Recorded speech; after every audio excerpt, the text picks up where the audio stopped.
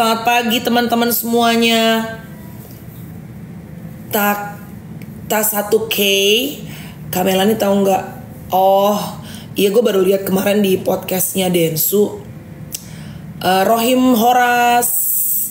Terima kasih Mikita Melon. Lanjut ya kamu ya. Iya nih aja.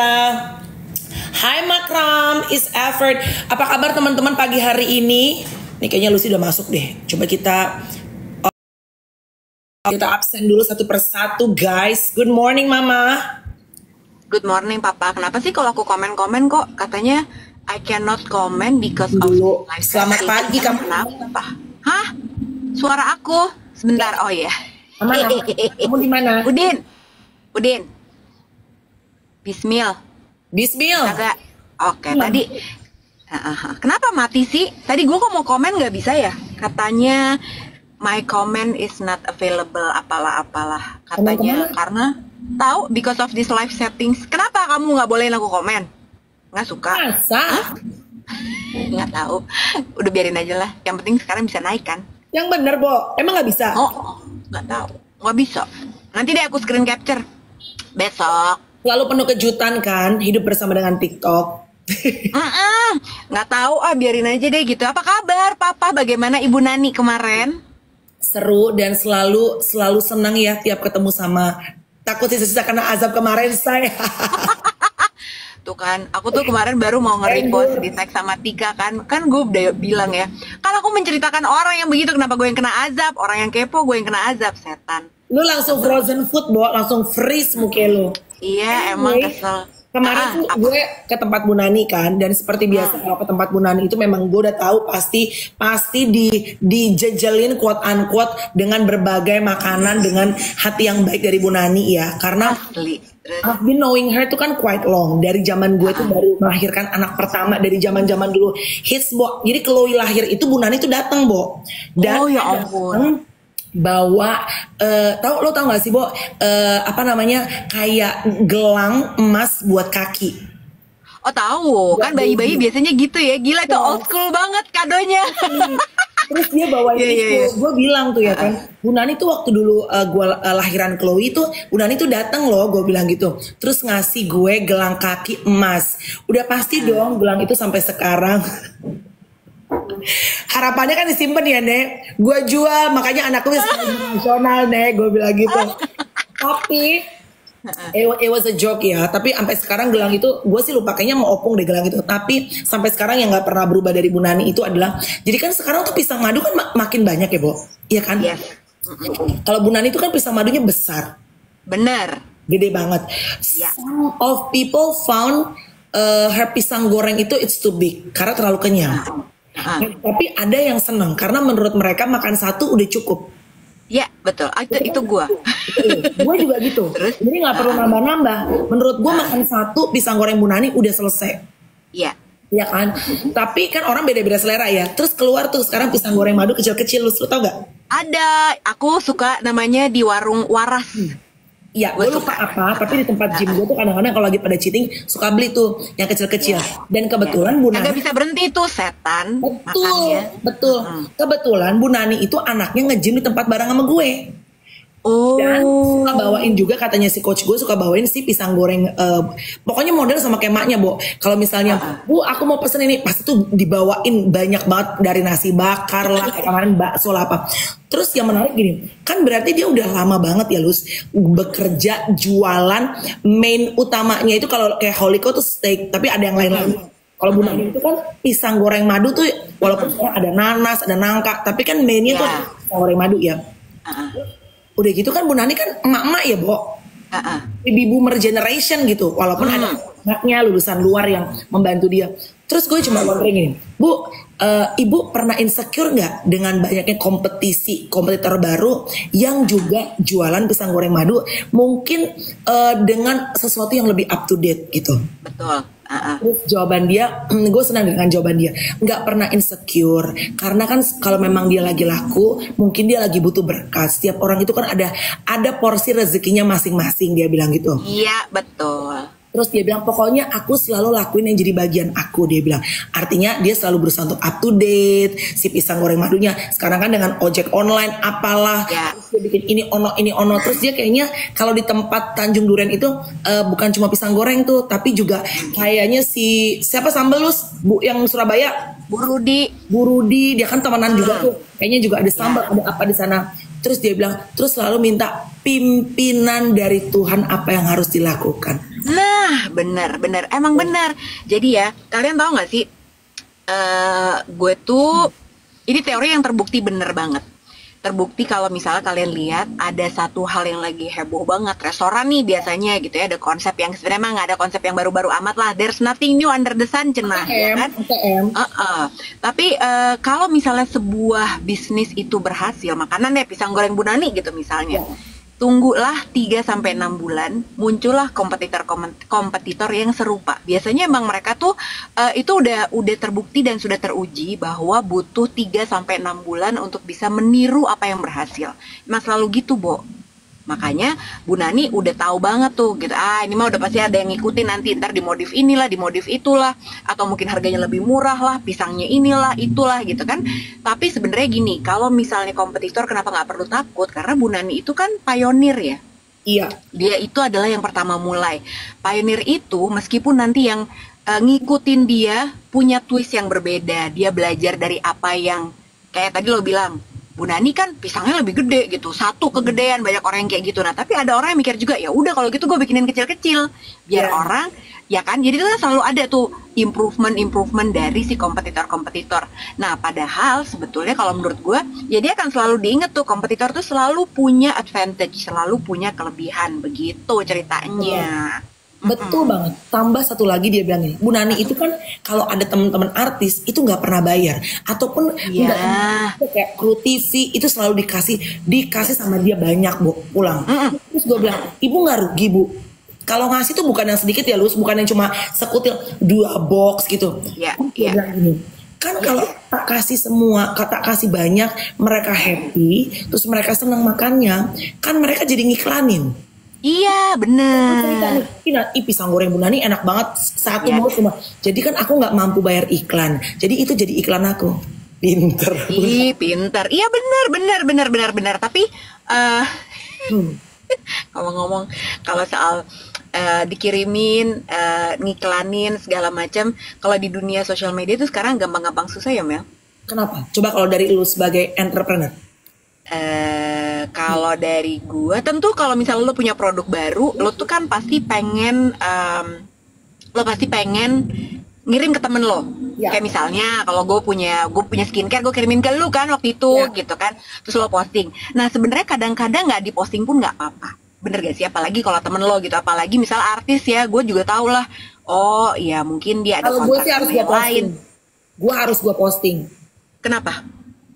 Enggak, kalau gue musuhin ya? Enggak, tapi kalau gue pasti posting sebisa gue, mungkin agak terlambat tapi pasti gue posting. Ya tapi nggak apa-apa loh. Kalau gue tuh bukan tipe-tipe yang kalau gue kirimin terus orang nggak posting gue pundung, enggak, gue nggak model kayak gitu. Tapi kalau sampai ngibul, nah gue sebel. Maksudnya? Jadi misalnya lo kan waktu gue kirimin, inget gak? Waktu gue kirimin itu kan gue tulis ada notes, gue tulis tangan ya. Iya. Ya kan, Mel, gue gini, moga-moga lo suka apa segala macam. Itu gue sengaja, gue tuh seneng banget nulis dengan personalized written notes gitu. Gue nulis sendiri karena gue suka nulis. Terus adalah satu orang yang gue kirimin gitu, terus udah gitu lama dia nggak posting apa segala macam. Tapi gue yakin dia harusnya terima deh gitu, karena gue juga sering lah beberapa kali ngirimin barang ke dia. Tapi bukan masalah dia nggak postingnya, Bo. Masalahnya adalah akhirnya gue tanya dong sama dia, gue tuh kirimin lo ini udah sampai belum ya gitu kan, gue ngecek, tapi nggak apa-apa kalau nggak diposting, gue bilang gitu. Terus dia bilang gini, oh itu dari lo, gue tuh nggak tahu loh gitu, soalnya ada kiriman tapi gue nggak tahu itu dari siapa. Yang mana sebenarnya nggak mungkin dia nggak tahu, karena di dalam itu ada tulisan tangan gue, ngerti kan? Gitu maksud gue. Sebelum lo kirim kan pasti lo WhatsApp dia dong. Iyalah kan gue minta alamat. gitu. Gue dan gue tuh orangnya detail kan. Jadi misalnya gue bilang, gue mau ngirimin lo ini, barangnya namanya ini, nanti mudah-mudahan diterima, gue kirimnya jam sekian. Apalagi waktu itu rombongan yang gue kirim pertama kali tuh pakai kurir gitu, pakai kurir. Jadi emang bener-bener hand delivered, ya kan gitu. Nggak apa-apa sebenarnya, nggak diposting nggak apa-apa. Gue paham banget lah kalau misalnya apa-apa. Nggak beneran, gue nggak apa-apa loh, Bo. Tapi maksud gue gitu. Apa-apa. Bener, tapi gini, maksud gue tuh sama sekali nggak kenapa-kenapa. Tapi waktu dia bilang, oh gue tuh nggak tahu itu dari lo, berarti either dia nggak buka itu kotak, dia nggak peduli, atau dia bohong. Itu kayak buat gue, yeah. Oke, kalau begitu aku tahu berarti posisi aku, ya nggak apa-apa. Mungkin berarti gue tidak penting buat hidupnya dia, atau mungkin ada isu lain yang nggak apa-apa. It's a matter of making priority. Iya bener, tapi nggak apa-apa, beneran deh. Gue tuh bukan masalah nggak dipostingnya, nggak apa-apa lah gitu. Gue juga mohon maaf ya gitu. Kadang gue tuh juga suka bukan lupa, jadi gue misalnya dikirimin gitu ya. Gue tuh late post banget orangnya, karena gue itu memang banyak yang, karena gue nyetir gue sendiri, terus udah gitu banyak yang suka gue lupa kerjain aja, Bo. Ya, dan lo especially lo nggak ada tim untuk yang bantu nih. Walaupun sebenarnya kalau untuk posting barang itu kan sebetulnya hanya taruh handphone ya. Itu kan masalahnya, taruh handphone, and then lo cuma cerita dede. Atau kadang-kadang juga nggak pakai muka lo, cuma kayak di di barangnya doang gitu. Tapi kalau buat gue apa-apa, kenapa? Karena ini buat gue ya, this is my personal opinion. Karena kalau buat gue minta maaf kalau ada teman-teman artis atau teman-teman gue bukan artis pun yang mengirimkan barang usaha mereka yang mungkin gue lupa, pasti ada 1-2. Tapi as for me, gue berusaha kalau dikirimin sama, bukan cuma teman artis deh, kadang-kadang ada tuh teman-teman komunitas perfume yang bukan pabrik, tapi kenal gitu, Kak bantuin aku dong Kak, postingin segala macam. Gue tuh berusaha, atau makanan deh gitu, gue berusaha untuk posting. Kenapa? Karena it takes effort. Dibutuhkan effort untuk orang itu wrapping, preparing, and then kan kalau orang itu kirimin ke lu, there is a hope, ada harapan bahwa dengan postingan lu, mudah-mudahan, walaupun belum pasti ya Nek, lu posting juga belum pasti bisa ngangkat penjualan ya. Betul, bener. Tapi ada harapan pada saat kita kirimin sama seorang, paling nggak kalau diposting sama dia, paling nggak tuh ya mungkin bukan untuk penjualan, tapi ada exposure, awareness, dan orang tuh kalau jualan tuh ada harapan begitu sayang. Karena gue tuh kan sempat kayak jualan perfume, terus gue sempat berkolaborasi misalnya sepatu gitu. Tapi akhirnya at some point kan apa yang kita lakukan pasti berbeda dengan orang-orang lain lakukan. Betul. Papa Bear, good morning. Aran, good morning. Good morning, Papa Bear. Iya, karena kan setiap orang tuh kan pasti beda-beda gitu. Tapi gue pernah tuh dulu misalnya sama temen deket gue gitu, terus gue kirimin, gue baper, tapi gue ngomong sama dia, gue sebel sama lo. Gue sih ngomong gue lagi, gue kesel sama lo, gue pengen lo posting, gue sebel, gue bilang gitu. Tapi abis itu udah selesai, maksudnya bukan yang baper enggak gitu. Tapi satu orang yang gue angkat topik. Siapa? Temen gue yang setiap sabar bener Aaron, yang setiap dikirimin dia pasti posting, dan postingnya niat. Siapa? Dan followersnya banyak. Wow, yang bener loh. Oh ya? Wah, tau gitu gue kirimin, gak kenal sih Bu. Tapi gue salut loh sama Luna. Dan gue kalau ngeliat storynya dia ya, dia itu kan misalnya bukan cuma teman siapa lah, kan dia banyak dikirimin produk tuh. Dia makanya timnya tuh bikin list, Bo, diingetin gitu loh. Dan ada gitu. Sebagian besar ada mukanya dia. Walaupun dia misalnya cuma kayak kadang-kadang misalnya nggak makeup, emang udah cakep juga ya, Bo. Terima kasih untuk ini. Tapi maybe for us it's nothing ya. Tapi kan untuk yang mengirimkan, there must be, it's a mean something for them gitu. Yes, bener ya, itu dia. Itu gue tahu masalah gue apa. Gue itu sering banget ya, Bo, kan pengen ada mukanya. Jadi menghargailah, meskipun gue juga gak cakep-cakep amat, tapi kan untuk membutuhkan penampilan yang cakep itu butuh effort ya. Karena saya bukan Luna Maya, Bu. Makanya kalau dia kagak makeup cakep. Makanya TikTok menciptakan kamera, Bu. Kamera. Tapi Bu, kan gue suka gak gini loh, Bo. Kalau misalnya gue kebanyakan filter ya, Nek, ntar di saat besok kita meet up, hari Kamis kita meet up, ya kan? Terus dia gitu, ya ampun, ternyata segini aja, ini aja ya teman-teman. Asal lo tahu nih, hari ini gue bilang sama Melanie, tadi gue WhatsApp sebelum siaran, gue keluar 855 ya. Ngapain? Mau eyelash. Mata udah tidak ada eyelashnya gitu kan. Kalau ketemu kalian besok gak paripurna. Embor, tapi kan TikTok itu bagusnya adalah gue sama gini, kalau si tempat yang sebelah gram-graman itu kan filternya udah ditentukan. Iya, Paris aja, Paris udah. Bahkan kadang ya Paris juga kadang-kadang menurut gue kalau TikTok, iya kalau TikTok tuh best, dia nggak bisa lo tarik kan. Misalnya gini, ya bolehlah berfilter dikit, say, nutupin pori-pori besar, say, penuhan dikit aja, gak dosa kok, say. Asal jangan filter lu sampai mentok, berembun hidung lu, sayang. Lihat gak lo? Hidungnya berembun, sayang. Lu kayak lagi ngonten di puncak, say, ya kan? Atau ada juga pernah yang pakai filter itu, kalau nggak salah, ini bulu matanya bebayang, Nek. Ya kan? Iya, bibirnya pindah begitu dia lagi gerak gitu, bulu matanya kok geser gitu kan, bibirnya pindah. Nah, kayak gitu, bener hidung berembun. Iya itu. Makanya gue tuh takut bawa pakai filter. Ini kurkuma, betul. Aku hari ini eyelash supaya mau ketemu kalian. Paripurna. Tapi kan gue dari kemarin gitu ya bilang sama Melanie juga kan, lo baru pasang eyelash karena udah lama enggak. Terus udah gitu kan aku udah meranggas ya si eyelash ini, pasang enggak ya, buat apa, orang gue juga udah nggak syuting di TV segala macam. Tapi emang nggak ada masanya, bukan ada masanya, selalu ada masanya. Kalau gue begitu ngaca, trondol banget nih, nggak ada bulu matanya, kayak ngantuk aja muka, ya pasang aja deh gitu. Padahal nggak ada acara apa-apa, nggak ada MC, nggak ada apa gitu kan. Nggak apa-apa dong. We feel good. Pasang aja kita. We feel good about ourselves. Iya dong. Betul. Iyalah. Terus? Ya tapi bener loh, Bo. Kalau gue soal posting nggak posting itu masalah gue. Karena kadang gue udah gue tuh effortnya luar biasa besar sebenarnya. Gue edit terus gue lupa. Gue posting. Ya kan? Atau ntar deh gue tunggu pakai alis dulu, ntar deh gue tunggu pakai lipstick dulu, terus gue lupa. Itu tuh masalah gue, Bo. Ya. Nah, biasanya makanya gue paling ngomel, mama-mama Batak ini paling ngomel kalau di rumah. Mbak gue kan di sini ada 2 nih. Mbak gue itu kalau ngambil paket terus naruh sembarangan. Ngamuk, ngomel gue. Kenapa? Karena gue selalu menjelaskan kepada mbak-mbak gue, kalau ada paket atas nama aku jangan kau buka. Itu punya aku, bukan punya kalian. Terus yang kedua, lu buka nih, terus lo taruh sembarangan, lu nggak ngasih tau gue. Kan kesian ya, Bo. Orang yang udah ngirimin, udahlah pakai Gojek, udah niat-niatin apa segala macam. Sedangkan gue nggak tahu karena mbak gue udah buka. Jadi gue bikin peraturan tuh sama mbak-mbak gue. Kalau ada paket ditumpuk tuh di kitchen table.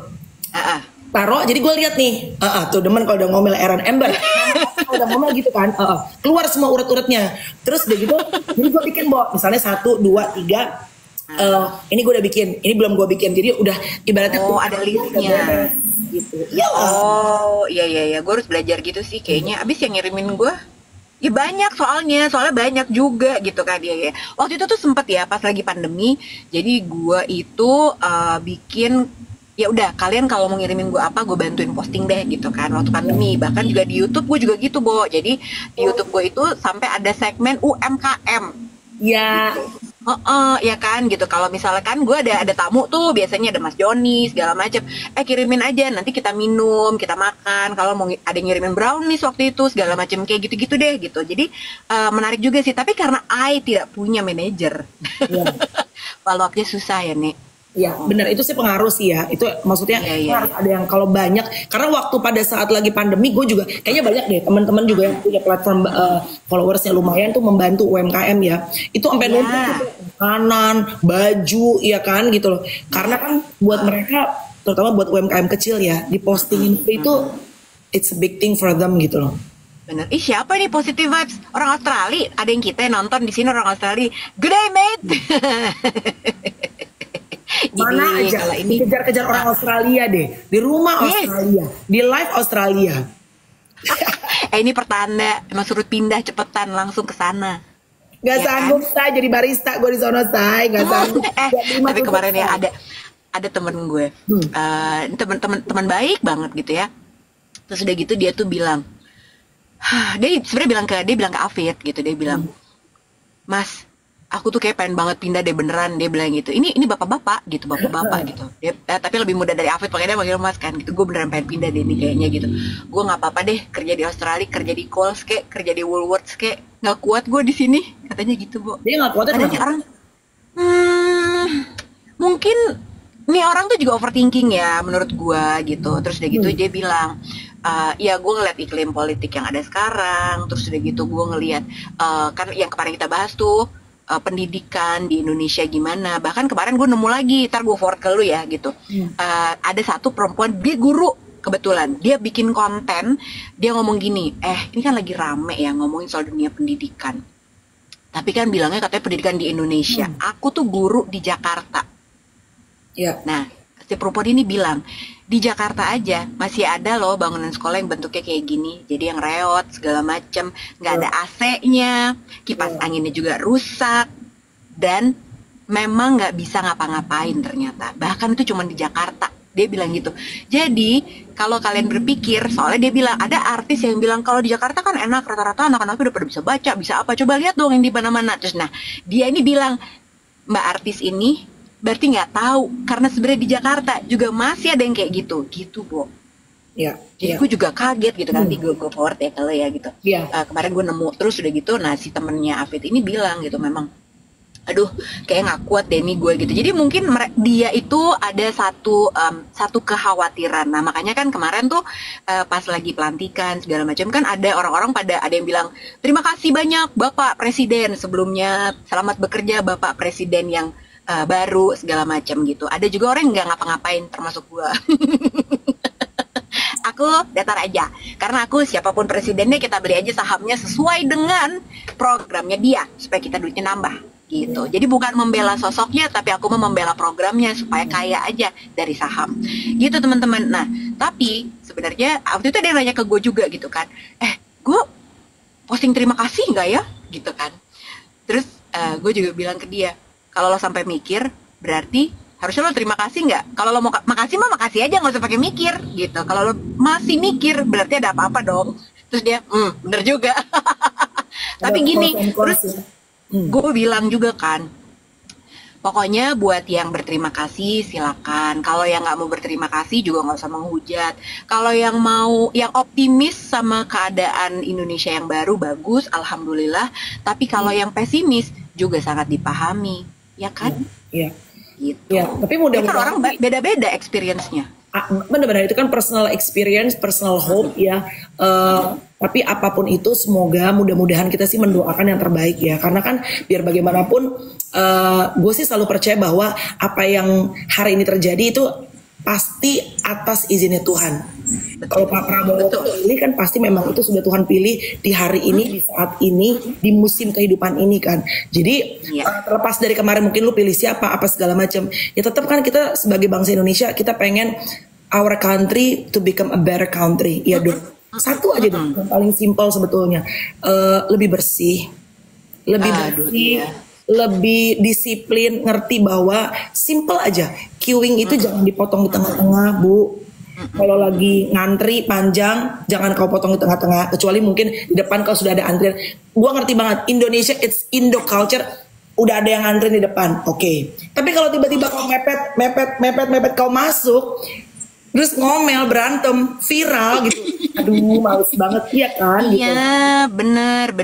Aku juga masih sering melihat misalnya mobilnya Alphard terbaru tiba-tiba masuk di jalan tol, dia buka kaca, terus itu bekas makan sampah dibuang di tengah-tengah jalan tol. Dude, come on. Ya maksudnya yang kayak gitu aja lah. Harapannya itu adalah mudah-mudahan kita tuh kemanapun kita pergi saat kita traveling, kita tuh proud saying where do you come from? I'm from Indonesia, ya dong. Karena kan perasaan kayak aduh gitu. Kapan sih Indonesia bisa menjadi seperti Singapura, seperti apa, seperti ini gitu ya kan? Malaysia tahun 2025 negara maju. Ya, yang paling mengejutkan lagi Vietnam. Iya, kenceng. Misalnya deh, Bo, simpelnya aja. Sekarang estetik aja operasi kita lihat di TikTok tuh, Vietnam gokil loh. Bo, lo udah pernah ke Vietnam belum sih? Apa? Lo udah pernah ke Vietnam belum? Belum. Belum kan? Gue beberapa tahun yang lalu itu sempat ke Vietnam, ke Ho Chi Minh gitu kan. Terus udah gitu, jadi waktu itu ada orang dia ngajakin kerja sama Holy Cow gitu. Terus udah gitu kita ke sana kan gitu. Gue kaget loh ngeliat Vietnam. Jadi, gila nih. Jadi gue inget, gue bilang sama Afid, ini kayak Jakarta tahun 80-an ya. Gila nih, semerawut banget apa segala macam. Terus tiba-tiba selang beberapa tahun kemudian ternyata dia pertumbuhan ekonominya tuh gila banget. Crazy. Dan semua investasi tuh larinya ke Vietnam. Gila kan? Wah, gila sih itu gue sampai terus udah gitu ya yang paling bikin gue ini ya, yang paling bikin gue kaget adalah Malaysia, negara tetangga kita sendiri yang dikit-dikit kita berantem banget kan sama Malaysia ya, karena rendang diambil, ini diambil segala macam. Dan gue tuh juga lumayan sering ke Malaysia gitu karena nonton si MotoGP lah ya gitu. Karena paling enak gitu sebenarnya, udah murah segala macam. Jadi gue sering ke situ. Nah, sebenarnya gue juga agak kaget juga karena pas gue nontonin acara-acara TV-nya kebanyakan acara TV Indonesia, Bo. Di sana, ya kan gitu. Jadi artis Indonesia tuh populer di sana. Makanya begitu mereka bilang mau declare sebagai negara maju tahun 2025, gue langsung, where did we go wrong ya, Nek? Kenapa dia duluan? Gitu loh, ya kan? Kan mereka banyak belajarnya dari kita. Nah itu dia. Tapi sebenarnya kalau ngomongin SDM, tadi ada teman-teman yang bilang SDM juga, itu benar banget. Contoh salah satunya, waktu gue pertama kali datang ke Sepang, Malaysia tuh nonton race, gue mau liputan ke situ, gue kan nggak tahu masuknya kemana nih gitu ya. Terus tahu nggak, mereka itu nggak ada tuh yang usher di depan segala macam yang bilang, aduh saya juga nggak tahu mbak, aku juga nggak tahu nih, nanya ke siapa ya. Nah di sini gue menemukan, di sini terakhir tuh kemarin di Mandalika, di sana dia bilang gini, oke, I do not have that information right now, but please wait here, I will look for the information for you. Tenang aja di sini, nanti gue yang akan cariin. Bo, udah segitu aja kan gue langsung adem ya. Pokoknya lo di sini aja, gue yang akan cari informasinya buat lo. Wow. Ya, makanya mungkin kalau Malaysia udah mau mendeklar mereka negara maju, kita sebagai bangsa Indonesia yang dulu selalu 11-12 sama Malaysia dari zaman kita SD ya, Nek. Pokoknya Malaysia nggak sebelah lah ibaratnya, sama deh Indo dan Malaysia kayaknya mirip. Iya. Kayaknya kita udah waktunya untuk nggak ngeributin hal-hal yang misalnya udah jelas dari dulu, dari 40 tahun yang lalu udah begitu, udah berbeda. Jangan sibuk aja diperdebatkan, sedangkan orang udah mau nyampe ke bulan, udah balik lagi, udah balik, ya kan? Benar-benar. Nah ini si Johut Tajulu benar, klaim sepihak sebagai negara maju harus dipertanyakan, harus penilaian resmi. Iya benar. Tapi kenapa sebuah negara itu kan nggak bisa, pokoknya gue negara maju kan nggak gitu juga. Pasti kan mereka juga udah punya indikatornya nih, Jo. Benar nggak sih? Kenapa mereka sampai berani mau mengklaim sebagai negara maju di tahun 2025? Nah itu kita mesti lihat juga. Tapi intinya adalah kalaupun misalnya nih kayak Malaysia ngeklaim sebagai negara maju 2025, jangan pundung, jangan ala itu kan mereka doang, ala ini kan gini. Tapi kita lihat lagi, mereka udah ngapain sih dan apa yang bisa kita pelajari dari situ. Karena kalau bawaannya udah defensif, bawaannya udah kerenan juga kita, ya udah, pokoknya kita juga bisa gini, ya lu kagak maju-maju, Nek, ya kan? Iya. Terus kan banyak banget misalnya ini deh kalau soal kenegaraan, politik, udahlah itu bukan bagian gue tidak mau komen terlalu dalam. Tapi misalnya gini deh, what I care the most sebagai content creator deh gitu. Sulit. Sekarang udah lumayan nih, TikTok segala macam udah banyak nih. Sulit dulu orang bilang gini, kalau konten menginspirasi itu, konten yang mengedukasi itu susah dapat viewersnya, susah untuk dapat penontonnya, susah dapat engagementnya. Kalau konten yang kepo, kalau konten-konten yang ibaratnya ya some people might say it's toxic content, itu orang suka tuh gitu. Iya. Sedih kan gitu, including dulu juga misalnya pada saat misalnya bekerja di TV deh gitu ya, itu kan kadang-kadang gue dan beberapa teman-teman yang bekerja di TV juga punya kerinduan ingin memberikan tontonan yang misalnya bukan cuma entertaining tapi juga memberikan edukasi kepada masyarakat. Misalnya yang paling mudah adalah talk show deh misalnya gitu. Kan saat kita sekarang orang semua nonton podcast. Kenapa sih orang nonton podcast? Karena dengan nonton podcast kita bisa belajar sesuatu dengan cara yang ringan, very casual. Kita bisa melihat perspektif orang lain. Kita bisa belajar melalui diskusi orang yang menginterview dan diinterview dengan cara yang sangat casual. Makanya masuk dan dengerin kan enak. Karena kan kita punya kebiasaan daripada baca, kadang-kadang lebih enak ngedengerin. Nah itu udah pasti deh gitu. Nah cuma ini dia nih, kalau dulu tuh pada saat bekerja di TV semua punya kerinduan, tapi again saat kita memberikan tontonan itu rating share-nya nggak kemakan.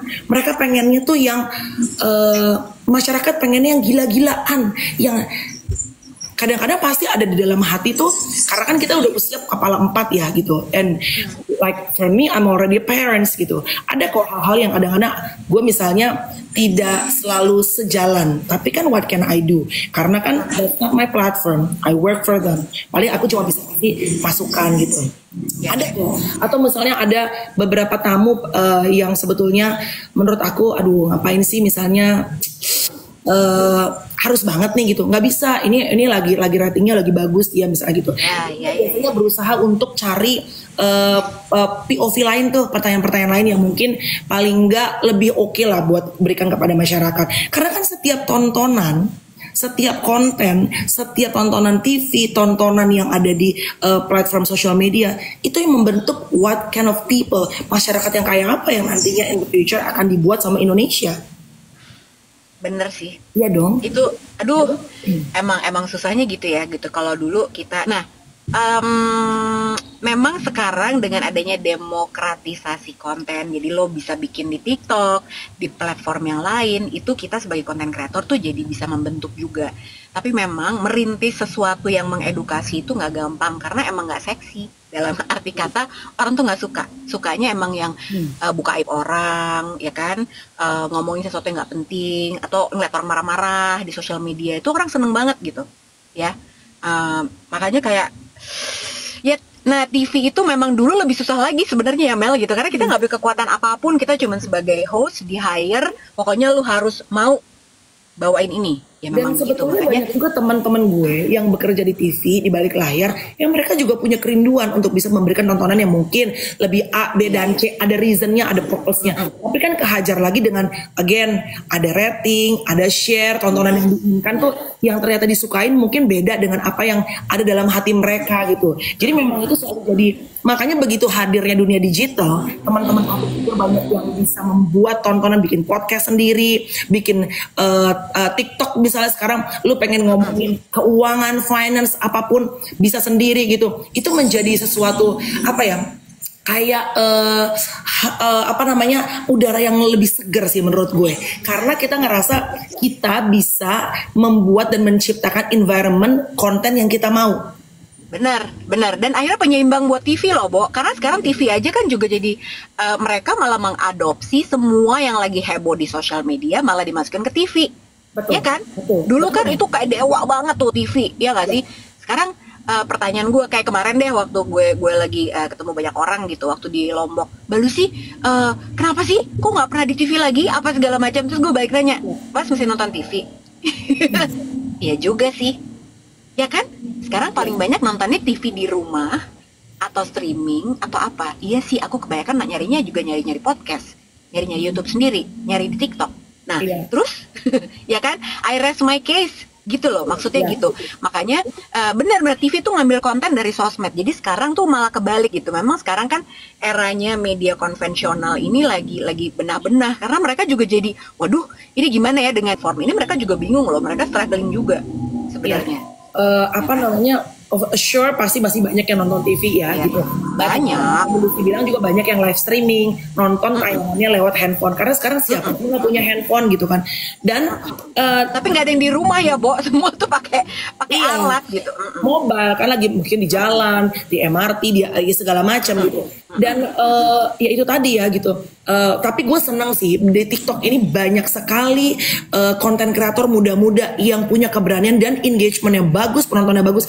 Mereka bisa ngomongin tentang finance, mereka bisa ngomongin tentang passion anak muda, mereka sesuatu yang menurut gue bukan cuma sekadar toxic content, tapi mereka tuh punya sesuatu yang bisa buat penontonnya itu bisa membangun gitu loh. Wah, hebat nih anak ini umur 20-an misalnya, dia bisa achieve ini, achieve A, B, apa sih obstacle-nya, apa sih tantangannya. Dan penontonnya banyak, dan gue senang sih banyak konten-konten kreator baru muda-muda yang pinter-pinter di TikTok. sangat gue aja jadi istilahnya kalau lo mau belajar apa-apa gampang banget lo sekarang karena banyak orang yang membagikan ilmu pengetahuannya di sosial media platform dengan harga yang lebih murah nih kayak misalnya si Kemal Mohtar aja gitu ya. Gila ilmu public speaking dia bikin seriesnya waktu itu cuma 11.000. Ya, 11.000 lo bisa belajar public speaking sama Kemal, ya kan gitu, apapun gitu. Jadi kalau lo mau ngulik itu sebenarnya banyak banget pelajaran yang bisa kita ambil dari segala macam social media platform. Setuju. Jadi again ya, konten itu kan personal choice. Terserah orang mau bikin konten apapun, toh ada yang juga kok, ada yang seneng. Ya sama kayak orang jualan, ada yang suka A, ada yang suka B. Cuma seneng banget melihat banyak konten kreator, terutama kalau kita ngomongin di TikTok, yang mulai berani memberikan sesuatu yang nggak ngikutin tren. Misalnya.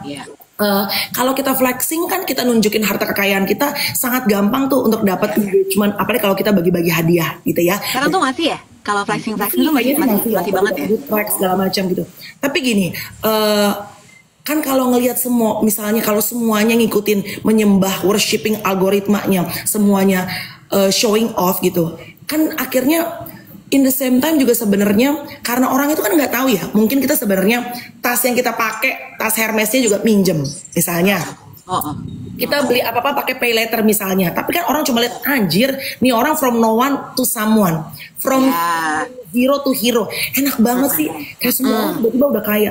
Itu yang akhirnya men-trigger banyak anak muda pengen ngambil shortcut, jalan pintas. Dengan cara apa? Akhirnya ngutang.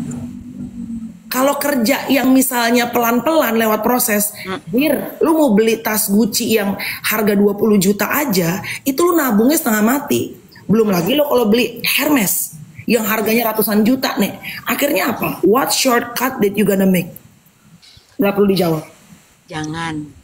Iya dong, karena apa? Karena lu gak sanggup ngelihat semua orang udah pada kaya, semua orang udah pada pegang nenteng tas A, B, semua orang mobil ini. Gak sanggup gitu. Akhirnya kita sebetulnya saat kita posting in the same time, kita mensupport, mengencourage banyak anak muda yang akhirnya ngambil jalan pintas dalam mencari uang.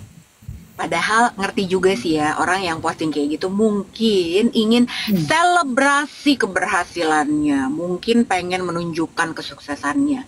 Tapi di satu sisi ya bener kata Melanie gitu ya, bisa jadi itu malah jadi kayak trigger buat orang untuk melakukan hal yang ya itu tadi ya, ngambil shortcut segala macam gitu. Meskipun ya balik lagi, makanya kuncinya sebenarnya adalah mengukur kekuatan ekonomi masing-masing.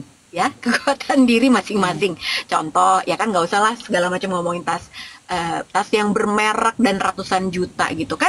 Kita berdua aja udah beda nih, gue sama Melanie gitu ya teman-teman. Kalau Melanie memang dia seorang entertainer, dia tampil di TV, dia masih banyak MC segala macam. Terus udah gitu makanya Melanie tuh sangat peduli dengan penampilan. Ya kan gitu. Tapi waktu Melanie tanya, kenapa kok gue tidak melakukan perawatan seperti Melanie gitu misalnya, yang botox lah segala macam gitu, treatment reguler ke dokter gitu, gue bilang sama Melanie karena gue nggak ada budgetnya nih, dan gue juga tidak punya kebutuhan seperti Melanie. Nah jadi sebenarnya kalau dari sini teman-teman mungkin bisa ngeliat, oh ya emang tergantung kebutuhan aja sih, bukan berarti semua orang sedang melakukan perawatan seperti Melanie gitu, dan Melanie memang ada kebutuhan loh gitu. Kalau misalnya yang gue pertanyakan adalah, kalau lo bukan artis, lo bukan MC, terus lo gak dituntut untuk tampil terus gitu ya, misalnya cuman buat cakep, buat foto atau ketemu temen lo doang deh, dan ternyata lo gak punya budgetnya sebenarnya dan memaksakan diri, nah itu dia ya. Ya, pikir lagi. Berhenti dikata kalau nggak ada budgetnya, karena kalau misalnya lo punya budget and that's your body, kerja apapun juga, you wanna feel good about yourself, go ahead. Itu menurut gue sih itu salah satu self reward, self love yang bisa lo lakuin. Sepanjang lu nggak too much, terus lu ngelakuin segala sesuatunya bertanggung jawab ya dengan pilihan lu gitu, sesuai kebutuhan, sesuai budget. Dan kalaupun misalnya again ada yang misalnya yang posting misalnya showing barang-barang banda apa segala macam, nggak apa-apa juga gitu, karena kan pasti ada purpose-nya, misalnya ada marketing yang pengen ditunjukin kepada mungkin followersnya, sepanjang mungkin diimbangin kali ya dengan ceritanya dia, bagaimana perjuangannya dia. Jadi orang nggak cuma lihat on the surface, di atas permukaan all the sugar icing-nya aja, bahwa di bawahnya juga untuk bisa nyampe yang enak-enak itu kan banyak tuh air matanya, berdarah-darah perjuangannya gitu kali ya.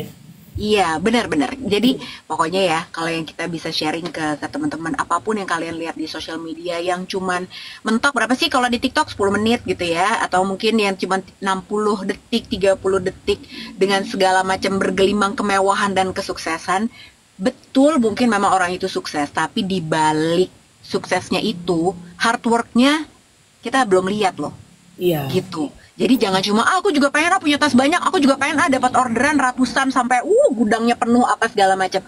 Tapi beneran deh, kita tuh nggak tahu perjuangannya sampai bisa ke titik itu gitu. Karena nggak ada sesuatu yang mudah kok, apalagi bisnis ya elah nggak ada. Iya benar. Aaron bilang apa tadi Aaron? Oh iya ini bagus ya. Without salad tapi kayaknya yes. Ya karena balik lagi kan yang namanya konten itu kan memang pilihan pribadi ya, apa yang pengen ditampilkan teman-teman, nggak ada bener nggak ada salah kok. Cuma memang gue selalu percaya sebagai content creator, apa yang kita post terutama regularly posting on social media itu akan membentuk what kind of character the people in the future of Indonesia pastinya. Seperti sekarang kan udah kebentuk juga nih dari konten-konten yang memang sering FYP yang disukain yang kayak apa sih, dan akhirnya membentuk kalau misalnya ada yang berhasil di sekarang nih, itu pasti akan ada regenerasi. Bawahnya pasti akan ikut. Karena menurut mereka it works. Whatever this person make it works. Dia aja bisa. Berarti dengan cara itu, gue juga bisa dapet nih hal yang sama.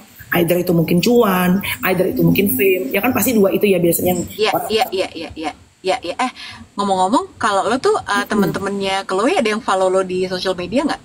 Iya, makanya sekarang Chloe itu kalau misalnya gue posting fotonya dia, gue tuh gue itu harus izin dia dulu karena dia bilang teman-teman aku tuh pada follow mami gitu loh. Iya kan, tuh itu juga loh gitu. Jangankan ya kan tadi lo bilang ya gitu, apa yang kita posting itu tuh bisa berdampak. Siapapun lo nggak perlu punya followers sebanyak Melanie juga, dan nggak apa-apa lah followers gue cuma segini, enggak. Lo mau punya follower cuma 12 orang itu tuh pasti ada efeknya. Ya kan, nanti dia multiplying lagi. Nah apalagi gue juga hati-hati banget tuh sekarang. Apalagi gue juga gue nggak mau tuh marah-marah, apalagi pakai kata-kata yang kasar segala macam. Karena teman-teman anak gue juga banyak yang follow gue di sosial media. Mak-maknya kan juga ya gitu. Bener. Takut lah, maksud gue janganlah gitu. Apalagi ya itu ya gitu, apalagi kalau banyak anak-anak kecil, anak-anak muda yang underage dan ngeliat kita dan postingnya kita tuh apa, itu pasti dijadikan contoh juga. Iya enggak? Makanya intinya emang kalau udah when you become parents, apapun yang lo lakuin, anak tuh memang menjadi pertimbangan yang utama nggak sih? Iyalah. Ini mama-mama yang nonton coba bener nggak? Pertimbangan utama apapun yang lo lakuin itu apapun deh gitu ya, dalam membuat keputusan, dalam berkonten, dalam lo anything. Itu iya. Soalnya kan kita pasti ditanya dan dipertanggungjawabkan, nggak usah posting di sosial media yang aneh-aneh gitu ya gitu. Orang gue kalau lagi nyetir aja, terus udah gitu, kadang kan kalau lo suka nemuin orang yang ngeselin gitu ya, terutama orang yang lagi ngelawan arah. Karena apa? Itu kan bahaya buat dia, bahaya buat kita juga ya. Ya kan, naik motor ngelawan arah gitu. Terus gue bilang, bodoh banget sih. Gue suka gitu kan. Itu anak gue, mah kenapa sih harus marah-marah kayak gitu? Tapi kan memang he puts his life in danger. Ya kan? Anak banget kan. Dompet batu. Yang gue bilang lu kan, anak gue tiba-tiba gue nyamperin, dia inget gak sih yang gue cerita dia lagi sports day di sekolahnya dia, terus dia ngegolin. Itu sih tamparan banget buat gue sebagai content creator ya Nek. Terus gue langsung dong, anak gue ngegolin, gue langsung videoin, gue baru datang kan. Itu yang pertama kali anak umur 8 tahun kelas 2 SD, dia ngomong apa? Mami, you only come here just for your content. You don't even say anything congratulations to me. Itu gue langsung kayak anjir, 8 tahun ngomong katanya lu cuma datang cuma mau buat konten doang sama gue, lu nggak ngomong apapun juga. Jadi sekarang tuh ya Bo, kayak misalnya ini deh mau videoin aja gitu, tertampar bener Maya, tertampar banget gue, anak 8 tahun ngomong gitu. Itu sekarang kalau mau videoin anak aja itu harus izin dulu cuy. Bang, mami videoinnya bang, izin. Tapi anak gue Lus, dia nyaman atau enggak, ya kan? betul, tapi anak gue itu fair. Kayak si Koresh yang kecil yang 8 tahun. Kalau gue izin, gue bilang, "Bang, bantu mami dong, ada konten nih lucu. Mami butuh abang buat reels." Ya walaupun nanti beli kartu Pokemon ya. Tapi kalau gue izin, dia all out, Bo. Dia all out ngelakuin apa segala macam tuh. Misalnya gue bilang, yang kemarin deh konten yang dipanggil bapak. Itu kan gue sama anak gue tuh kan, yang gue mana. "Abang mukanya jangan senyum. Abang mukanya kan, mami kan ceritanya kan dipanggil kepala sekolah. Abang mukanya kayak sedih." Dia lakuin karena gue udah izin sama dia. Walaupun dia itu, "Mami aku udah 2 reels ya, berarti kartu Pokemon segini-segini." Ada punya red card, gila dasar Courage, bisa banget. Iya ya, ada red card ya, kartu Pokemon, bener. Tapi itu dia, jadi ya emang menurut gue apa tuh pakai konsen. Ini kan nyambung sama yang kita omongin kemarin ya gitu. Yang aku kena azab itu kan, aku nge-spill orang malah gue yang kena azab setan. Tapi bener loh, jadi apalagi ke teman dekat kita gitu. Kayak misalnya lagi arisan rame-rame teman-teman, janganlah tiba-tiba lo nge-live, ya kan? Janganlah tiba-tiba misalnya lo ngeliat siapa gitu ya, terus udah gitu lo foto tanpa izin, kemudian lo posting segala macam. Jadi ya sekarang tuh emang harus pakai konsen lah, apalagi buat anak-anak gitu ya, anak-anak kita. Iyalah, bukan berarti tuh anak lo bisa mengeksploitasi lo. Iya. Positive vibe, kan kamu Aussie ya, kamu Indonesian tapi tinggal di Australia ya. Hai Ko, good morning. Kalau tadi kan dia bilang just come to Australia, better air, better quality of life, better income. Betul, memang better park, everything better. Tapi satu hal ya buat gue yang bikin gue masih cinta Indonesia nih, tapi kan orang beda-beda ya, adalah kebersamaannya cuy. Jadi kalau apa? Kebersamaan dalam arti gini, support sistemnya tuh di sini tuh best ya menurut gue. Nah, memang ada pertimbangan ya. Gue sama suami juga misalnya, kalau kita tinggal di Australia, of course Tyson bisa punya pekerjaan lebih stabil, lebih enak, lebih baik. Terus penghasilan kita, income-nya tuh dolar Australia. Anak-anak sekolah juga kayaknya bisa dapat, harusnya kalau bapaknya Australian bisa dapat free apalagi banyak deh. Terus banyak park di mana-mana. Selain untuk karir gue juga di sini ya gitu. Tapi satu hal yang gue rasakan adalah support sistemnya sih kalau Indonesia itu. Lu bisa kalau lo lagi ada masalah, lu bisa kumpul sama keluarga lu, bisa ada keluarga lo datang bawa makanan, terus ngedoain lu, mensupport lu, terus gegibahan sesama teman-teman. Kalau di sono kan semuanya karena nggak ada mbak, lu udah capek ya, jam 5 lu udah harus ngurus, harus masak sendiri apa segala macam. Jadi pasti individualisasinya tuh lebih tinggi gitu. Nah, yang gua rasain tuh support system sih kalau di sini tuh, dan juga tentunya lebih murah ya, bikin kuku lebih murah, eyelashes lebih murah, pijit lebih murah ya Nek gitu. Oh ya, jelas. Tapi kalau aku, nah emang beda karakter. Jadi kalau Melanie tuh emang orangnya kan sosial banget. Jadi kalau gua dari gue sekolah itu memang gue tuh pengen banget tinggal di luar negeri, pengen tinggal sendiri. Tuh, Lucy emang gitu. Pengennya begitu guys. Kalau gue tuh emang gue nggak guyup orangnya, gitu loh. Tuh kan katanya Kohen, Melanie kurusan ya. Kohen nggak ikutan besok. Kohen besok ikutan dong. Aku aja lagi gak makan tepung, besok makan bakminya Lucy. Cus. Ikutan dong, ikutan. Iya, mumpung besok kan ada si Ocep sama ada Kohen. Kohen kalau bisa ikutan, ya kan? Tuh, kita minta dikenalin sama itu tuh, apa, human design tuh. Lusa. Sorry, Lusa. Lusa. Adek kacang kita, temen ML. Kita mau jumpa temen ML. Kita mau makan bakmi 1000 tahun. Itu hari Kamis. Ya karena dia ada syuting besok. Iya, jadi kita ada yang datang dari Bandung loh. Ayo dong, please dong, ayo. Ada yang datang dari Bandung, gile ya kan. Kita makan sama-sama. Ya, Dek Kaca nggak bisa. Ya udah nggak apa-apa, ntar next ya. Kita makan bareng-bareng. Sagi di Explorer datang ya. Kita makan bakmi bareng-bareng karena orang bilang the best conversation to have itu adalah pada saat lagi sambil makan. Asal jangan keselak ya, say. Sambil makan tuh kan kita menikmati berkat Tuhan masuk ke perut. Apalagi makan bakmi, say. Ngemeng-ngemeng, ngobrol-ngobrol. Tika kau datang, Tika. Aku tunggu kau, Tika. Risman para Tika jauh. Tika tuh nggak ada di Jakarta. Ya, positive vibe lagi dia. Kamu di Australia di mana sih positive vibe? I want to join, kata dia. Kamu di mana? Kotanya kota apa? Tapi nggak apa-apa, hari Kamis kalau misalnya kita bisa live, kita live-in aja. Iya kan? Tapi jangan lama-lama, jadi kita bisa ngobrol heart to heart sama teman-teman ember. Ya kita kasih lah beberapa menit gitu ya, nanti biar teman-teman tahu kita kira-kira ada siapa aja ngumpul gitu kan. So far tuh kita berdelapan pokoknya besok. Ya. Live aja. Siap Tika, kita usahain pokoknya live. Jadi Tika bisa lihat. Kamu kan di Sulawesi kan? Risman jam berapa mau datang? Kalau Risman nggak datang, ntar ganti sama Rasman. Cus. Kembaran ternyata. Ya Allah, Mel, kapan-kapan ini dong kita undang si, gue tuh lagi tertarik deh. Waktu itu kita udah pernah mau ngebahas ini loh, Terry Putri, Teguh Firmansyah, pokoknya yang artis-artis yang sekarang pekerjaannya tuh bukan jadi artis lagi. Iya, tapi susah kayaknya, kayak si Teguh Firmansyah pasti sibuk deh, karena kan dia kerja emang bener-bener. Nah itu deh.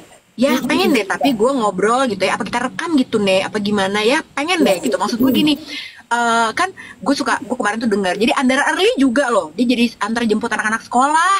Nah Early itu, ntar kapan? Kalau Early ada TikTok, Early gue ajakin. Early itu pernah podcast sama gue.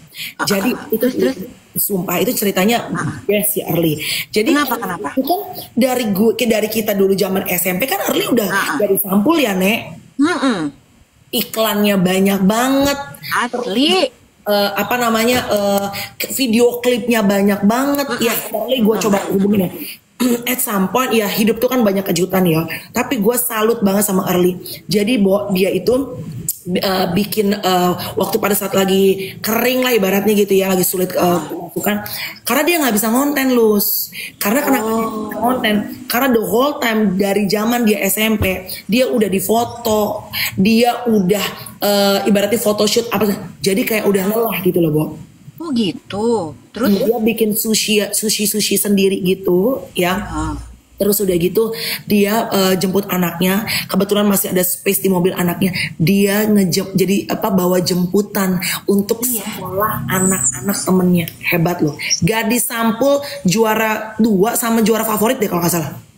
Nah itu dia, nyambung sama yang tadi kita omongin kan gitu, di saat semua orang lagi flexing apa segala macam, artis-artis ini, Terry Putri udah di Indonesia katanya Putro. Iya nggak apa-apa, tapi gue pengen tahu juga gitu. Kita tuh Terry Putri, ntar gue kontak temen gue Terry coba Putri. Coba dia kerja di Amerika pernah. Karena lo kebayang gak sih, artis tuh apalagi kebanyakan, apalagi kayak Andara Early gitu kan, tadi lo bilang wah dia tuh udah dulu gadis sampul lah, inilah itulah. Nah tapi sakit kepala sebelah. Siapa sakit kepala sebelah? Cohen. Nah tapi artis kan pasti gitu ya, kan udah artis, duitnya banyak, kenapa aku masih mau kerja kayak gitu, kenapa aku masih mau nganter-nganterin makanan, kenapa aku masih mau jadi supir jemputan anak-anak, ya kan, tapi yet they do it anyway, ya nggak sih, gitu.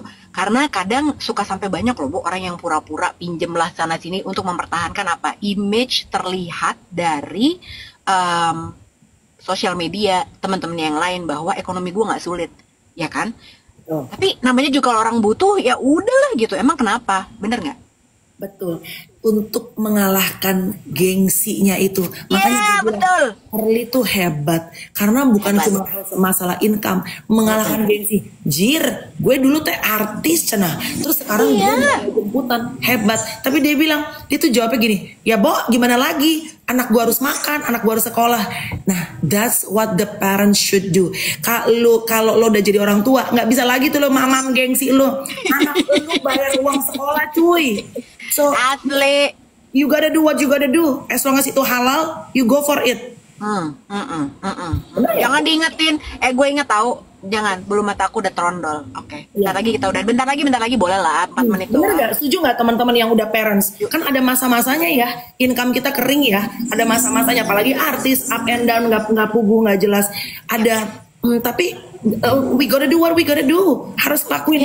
Apapun yang lo sanggup, apapun yang lo bisa lakuin. Makanya gue sebel kalau ngelihat orang tua yang pemalas. Nek, kalau lo masih males, wah kesian tuh sama bocil-bocil lo, anak-anak lo gitu loh. Iya, betul. Bukan berarti harus ini ya, tapi apa yang lo bisa lakuin. Nih untuk penutup sedikit ya, my pastor di gereja pernah bilang, waktu gue awal-awal memulai YouTube apa segala macam tuh gue tertrigger lagi dengerin sermon khotbah di gereja. Tapi ini bisa diaplikasikan pada agama apapun. Kalau lo punya impian, lo punya mimpi, lo punya ambisi apapun deh yang Tuhan taruh di hati lo gitu ya, start with everything in your hands. Mulai dengan apa yang ada di tangan lo. Jadi nggak, kalau lo belum bisa punya sesuatu yang mahal at that time waktu gue pengen jadi YouTuber, gue belum punya studio, gue belum punya tim. What did I have at that time? Aku punya kemampuan untuk ngobrol, aku punya koneksi teman-teman artis, aku punya kamera saat itu Canon yang cuma pegangan, tau gak sih lu ada gorilanya karena iya. That's what I had at that time. Jadi mulai dengan apa yang ada di dalam tangan kita gitu. Ya, benar. Jadi jangan pernah gengsi juga. Kayak misalnya ya gue kemarin bilang sama lo kan gitu ya, gue bikin subscription. Kenapa? Ya karena nggak bisa, AdSense gue tuh belum banyak gitu, followers subscriber gue tuh bukan kayak Melanie yang udah sampai 1 juta gitu ya. Kalau lo kan mungkin udah mulai lebih berasa ya dapat AdSense tuh lumayan lah, meskipun nggak gila-gila banget tapi lumayan banget. Betul. Nah kalau Melanie udah jutaan, nah gue tuh kan baru 100.000 ya, jadi gue bilang nggak cukup. Dan lo kan niche. Iya. Kalau Melanie kan ngomonginnya hal yang luas gitu topiknya yang lagi happening. Nah, gue kan enggak gitu. Udah gitu kemarin juga gue ngobrol sama Miun kan, sama Prita juga. Gue bilang susah banget loh, terutama buat gue. Gue itu perempuan yang ngomongin dunia laki-laki. Iya. Yang gampang sekali diskreditkan sama orang yang nggak suka. Misalnya perempuan tahu apa sih tentang motor? Dia juga nggak bisa naik motor. Ngerti apa lo? Padahal sebenarnya kalau gue ajak debat, pasti dia nggak bisa jawab gue. Gue yakin banget. Karena apa? Gue berani bikin konten kayak gini. Dan sampai akhirnya gue ada subscription juga. Karena gue punya knowledge-nya. Gue tahu apa yang gue omongin kok. Ya. Gitu loh. Tapi karena memang bener, nggak asal. Dan waktu pas ada yang nanya juga, kenapa sih lo sampai pengen bikin subscription segala 20.000 doang? Iya, karena emang nggak cukup duitnya. Gitu. Cari konten. Emang dikira kalau misalnya gue terbang kemana-mana, dibayarin siapa? Bayar sendiri lah. Ya. Dan apapun yang sekarang ada di platform sosial media itu kan bisa jadi cuan ya. Kayak gue nih kan mau di sebelah tuh misalnya bikin story, saya pakai lipstick apa, taruh linknya, itu kan lumayan. Itu aja bisa jadi duit. Ya apapun deh gitu guys ya. Yang lo bisa lakuin hari ini, kalau lo ada bocil yang harus lo kasih makan, ya. The parents gotta do what the parents gotta do. Orang tua lakuin apa yang orang tua harus lakuin untuk ngempain bocilnya. Semampu kita, sekuat kita. True, benar-benar. Apapun, pokoknya lu jangan males. Karena kalau orang lu nggak bisa ini, nggak bisa itu, kemudian banyak kesempatan, banyak pilihan, banyak usaha yang bisa lo lakukan. Dan terutama kalau, ya itu lo udah punya keluarga ya, nggak ada tuh kata-kata gengsi. Benar nggak? Jadi kalau ada mama-mama yang hari ini nonton kita, terus lagi ngerasa, aduh lagi berat, lagi kering nih, ada apa? Ada handphone, bisa jualan online, bisa bikin konten, apapun juga. Dan ingat ya, ilmu yang paling mendasar. Orang itu kalau udah kepepet, ini juga salah satu my pastor juga bilang, a person, quality of a person, itu what's the best from a person, itu keluar pada saat di squeeze dengan keadaan. Oh iya. Jeruk itu saripatinya tuh keluar pada saat dia dipres. Yes. Kalau kita kepepet, kita kepres dengan keadaan, the best of us will come out. Bener, itu tuh prinsipnya Afid waktu buka Holy Cow dulu. Jadi dia baca buku kan, The Power of Kepepet. Terus udah gitu, jadi di buku itu dia bilang gini, pokoknya ibaratnya gini nih, lo kalau misalnya loncat biasa itu paling cuma 50 cm lah. Gitu kan, coba lo dikejar anjing, terus udah gitu ada tembok depan lo, kalau nggak lu manjat lu bisa lompat semeter ya kan, karena takut daripada gue digigit anjing. Nah gitu tuh.